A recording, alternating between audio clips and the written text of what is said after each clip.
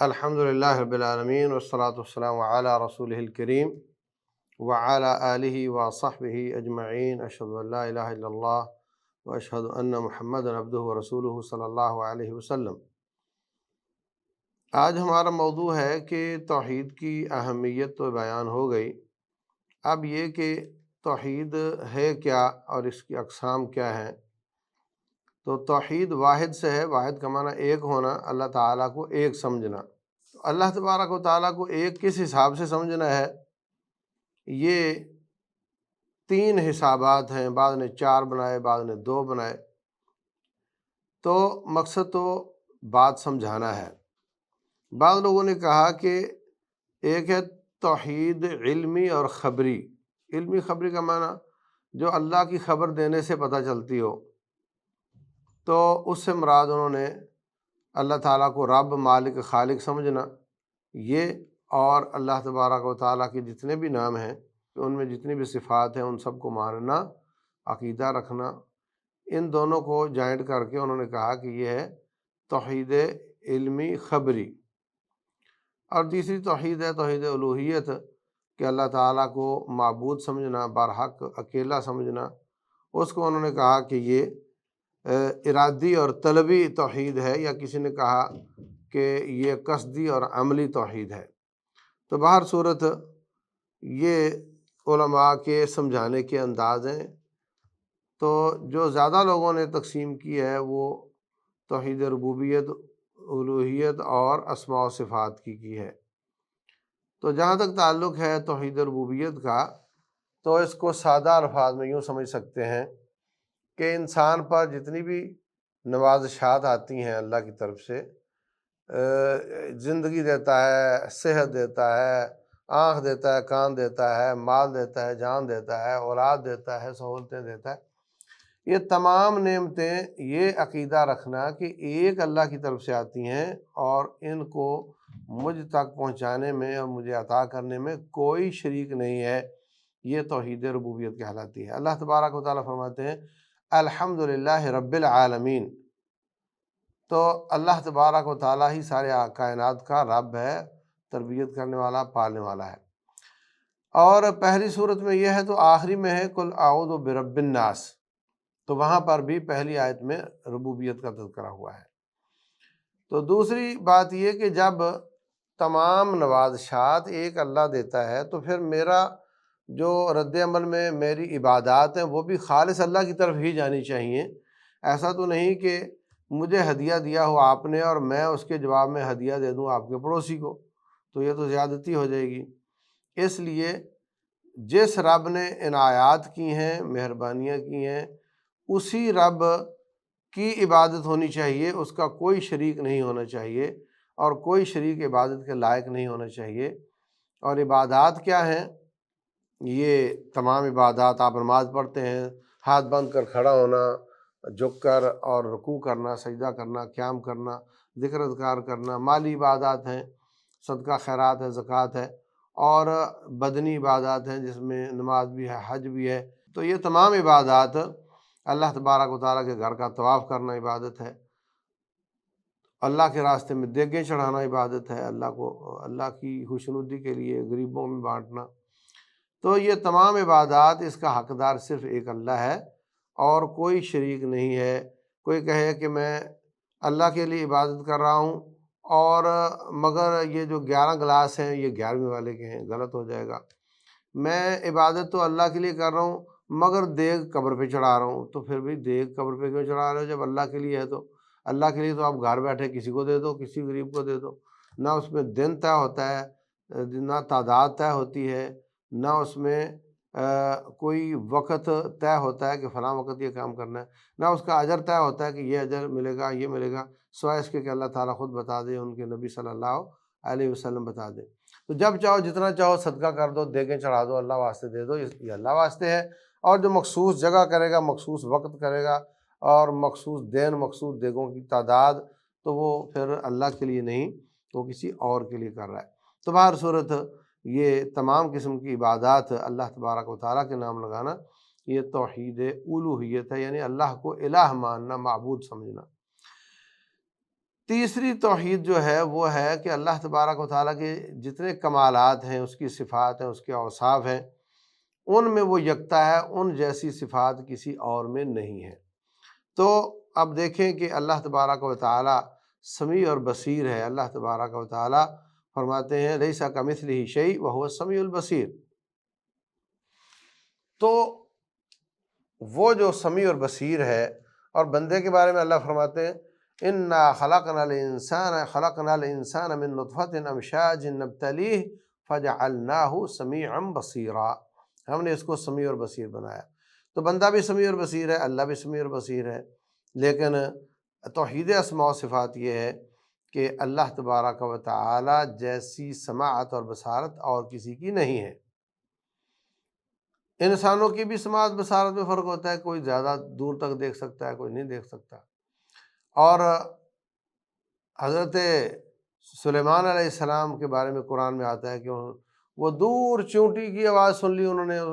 چونٹی کہہ رہی تھی ایھا النمل ادخلوا مساکنکم، اور چونٹیوں اپنے اپنے گھروں میں چلی جاؤ، سلیمان علیہ السلام کا لشکر آ رہا ہے، کہیں آپ کو روند نہ ڈالے۔ تو فتبسم ضاحکا من قولہا، ان کی بات سن کر ہنسنے لگ گئے۔ تو اب وہ بالکل سر پہ تو نہیں ہوں گے نا، ان کے تھوڑا فاصلہ ہوگا نا، تو وہ لوگوں کو کہہ رہی ہے۔ تو اتنی دور سے چونٹی کی آواز حضرت سلیمان علیہ السلام نے سن لی، ہم تو نہیں سن سکتے، اور سمجھ بھی لی، ہم تو نہیں سمجھ سکتے۔ تو مخلوق کے ساتھ صفات کا اختلاف ہے، فرق ہے۔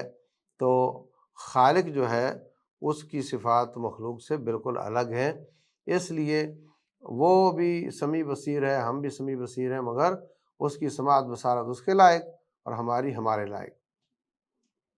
اسی طریقے سے اللہ تبارک و تعالیٰ نے اپنے نبی صلی اللہ علیہ وسلم کو فرمایا کہ بالمؤمنین رؤوف الرحیم، وہ رؤوف الرحیم ہے، اور اللہ تعالیٰ خود بھی اپنے آپ کو رؤوف الرحیم کہتا ہے۔ تو ان کی رحمت ان کے لائق ہے اور اللہ کی رحمت اللہ کے لائق۔ اسی طریقے سے اللہ تبارک و تعالیٰ العزیز ہے، عزت والا ہے، غلبے والا ہے، اور مصر کے بادشاہ کو بھی قرآن نے العزیز کہا ہے، اور اس کی عزت، اس کا غلبہ اس کے لائق، اور رب ذوالجلال کی عزت اور اس کا غلبہ اس کے لائق۔ تو اللہ تبارک و تعالیٰ کے جو اسماء اور صفات ہیں، اللہ کے نام اور اس میں موجود صفات ہیں، ان میں کوئی شریک نہیں ہے، اس جیسی صفات کسی اور میں نہیں ہے۔ اللہ علام ہے، علیم ہے، عالم الغیب والشہادہ ہے، اللہ لطیف ہے، خبیر ہے، ہر قسم کی خبر رکھنے والا ہے۔ تو اس کی لطافت اور خبر اور اس کا خبیر ہونا، اس کا علام اور علیم ہونا، یہ اس کے لائق ہے۔ اور نبی صلی اللہ علیہ وسلم کو انہوں نے وحی کے ذریعے علم دیا، تو ان کا علم ان کے لائق ہے، اور امتی کا علم امتی کے لائق ہے۔ پھر امتیوں کا پھر آگے بڑا فرق ہے، کسی کے پاس علم زیادہ ہے، کسی کے پاس کم ہے۔ تو اللہ کا علیم اور علام ہونا، اس میں توحید یہ ہے کہ اس جیسا علیم اور علام اور کوئی نہیں ہے۔ میں بھی کسی استاد کو عالم کہتا ہوں، اللہ بھی عالم ہے، اور نبی صلی اللہ علیہ وسلم بھی عالم ہے، مگر سب کے علم ان کی ذات کے مطابق ہیں، اللہ جیسا علم کسی کے پاس نہیں ہے۔ تو یہ اسماء و صفات کی توحید ہے۔ کچھ اللہ کی صفات ذاتی ہیں، اور کچھ خبری ہیں۔ خبری تو خیر ساری ہوتی ہیں۔ تو اللہ تعالیٰ کی ذاتی صفات کیا ہیں؟ جیسے اللہ تعالیٰ کے ہاتھ ہیں۔ اللہ فرماتے ہیں ما منعک ان تسجد لما خلقت بیدی، اے ابلیس تو نے اس آدم کو سجدہ کیوں نہ کیا جس کو میں نے دو ہاتھوں سے بنایا؟ تو اللہ کے دو ہاتھ ہیں، اللہ تعالیٰ کا چہرہ ہے، وَيَبْقَى وَجْهُ رَبِّكَ ذُو الْجَلَالِ وَالْإِكْرَامِ، رب ذوالجلال کی پنڈلی ہے، یوم یکشف عن ساق ویدعون الی السجود فلا یستطیعون۔ اللہ تبارک و تعالیٰ کے یہ جو صفات ہیں، ان کو بھی ماننا، اور اس میں بھی اس کی توحید یہ ہے کہ جیسے رب کے ہاتھ ہیں ویسے اور کسی کے نہیں ہیں۔ ہمارے ہاتھ انگلیوں والے اور گوشت والے اور ہڈی والے ہیں، اس کے ہاتھ ایسے جیسے اس کی ذات کے لائق ہیں، مخلوق کے مشابہ نہیں ہیں۔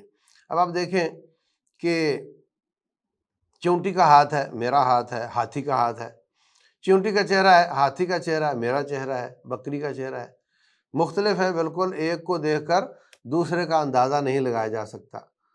پتنگے کا چہرہ ہے، چونٹی کا چہرہ ہے، تو کہ چونٹی کا چہرہ دیکھ کر انسان کے چہرے کا تصور آ سکتا ہے؟ بالکل نہیں۔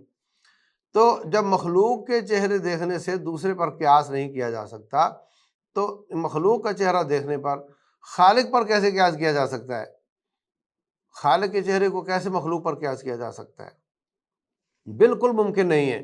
اس لیے تصور لانا بھی حرام ہے کہ اللہ تبارک و تعالیٰ جیسا کوئی مخلوق میں سے ہوگا۔ تو اللہ کی ذاتی صفات ہوں یا اللہ کے ناموں کے اندر والی صفات ہوں، رب ذوالجلال کی صفات اس کے لائق ہیں، اور جیسے اس کی ذات کو لائق ہے، اس کی کیفیت رب نے نہ بتائی، نہ نبی صلی اللہ علیہ وسلم نے بتائی، نہ صحابہ نے پوچھا، تو آج ہمیں بھی نہیں پوچھنا چاہیے۔ اللہ تبارک و تعالیٰ عرش پہ ہے، الرحمن علی العرش استویٰ، کیسے عرش پہ ہے؟ جیسے اس کی ذات کے لائق ہے۔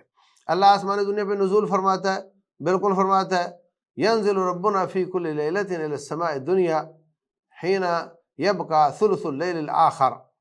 تو آخر اللہ فرماتے ہیں کہ جب رات کا آخری تہائی حصہ رہ جاتا ہے تو اللہ تعالیٰ نزول فرماتا ہے آسمان دنیا پر، کیسے؟ جیسے اس کی ذات کے لائق ہے، ذات کے ساتھ یا صفات کے ساتھ اس نے ہمیں نہیں بتایا ہے۔ ما یکون من نجوى ثلاثۃ الا هو رابعهم، تم تین ہوتے ہو تو چوتھا اللہ تمہارے ساتھ ہوتا ہے، کیسے؟ ذات کے ساتھ یا صفات کے ساتھ، جیسے اس کی شان کے لائق ہے، اس نے ہمیں بالکل نہیں بتایا۔ تو اس لیے اللہ تبارک و تعالیٰ کے بارے میں جتنا علم ہو، یہ ایمان بالغیب کی باتیں ہیں، اتنا مان لو، اور جو نہ ہو اس کا اٹکل پچو نہ لگاؤ اور قیاس آرائیاں نہ کرو۔ اللہ سنتا ہے تو پھر اللہ دیکھتا ہے، تو اللہ کی آنکھیں بھی ہیں۔ اصنع الفلک بأعیننا ووحینا، قرآن نے ذکر کیا ہے، لیکن کیا اللہ سنتا ہے تو اس کے کان ہیں؟ اللہ نے ہمیں نہیں بتایا۔ نہ ہم کہیں گے نہیں ہیں، ہو سکتا ہوں، نہ ہم کہیں گے کہ ہیں، اس لیے کہ اللہ نے نہیں بتایا، تو ہم اس پہ توقف اختیار کریں گے۔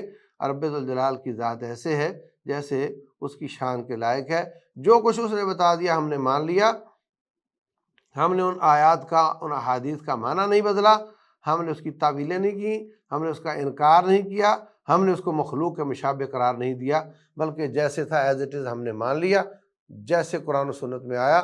تو ہم نے جیسے تبارک الذی بیدہ الملک، اللہ بابرکت ہے جس کے ہاتھ میں بادشاہی ہے، کوئی ترجمہ کرتا ہے جس کے قبضہ قدرت میں ہے، کیونکہ وہ ہاتھ نہیں مانتا۔